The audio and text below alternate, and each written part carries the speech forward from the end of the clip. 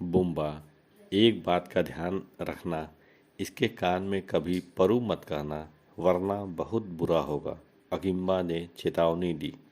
बुम्बा ने भरोसा दिलाया, ठीक है, वैसा ही करूँगा जैसा तुमने कहा है।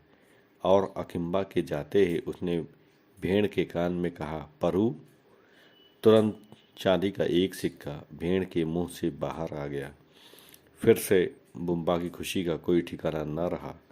यह भेड़ तो रखने लायक है, उसने मन ही मन सोचा। कुछ दिन बाद अकिम्बा लौट आया। बुम्बा ने बिल्कुल वैसी ही एक भेड़ अकिम्बा को लौटा दी।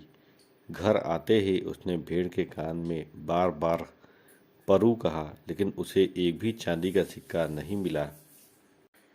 अकिम्बा उदास हो गया। वह दुखी मन से गाय और भेड़ को चराने जंगल में चला गया।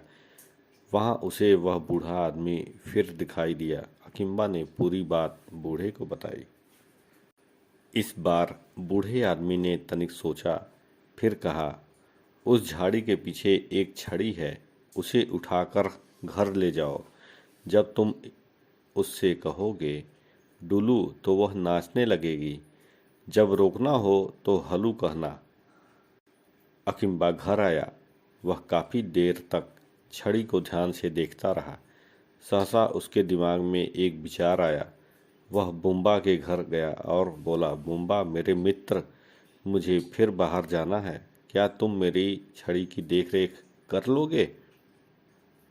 हाँ हाँ, क्यों नहीं। पड़ोसी पड़ोसी के काम नहीं आएगा तो और कौन आएगा? बुम्बा ने अपनापन दिखाते हुए कहा। और हाँ, भूल कर भी इसके सामने डुलू मत कहना। यदि कहा तो मुसीबत आ जाएगी।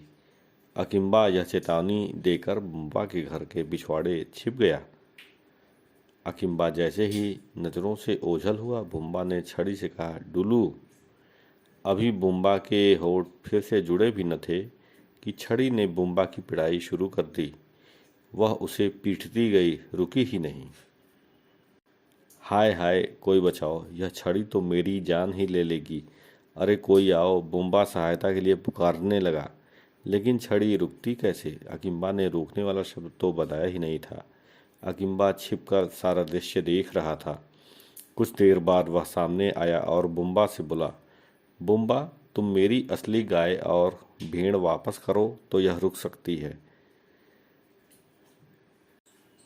वे तो मैंने तुम्हें पहले ही दे दी थी।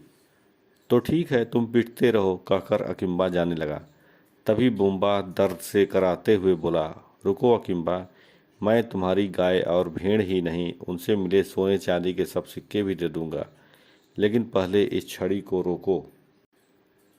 अकिम्बा ने धीमे से कहा, हुलू।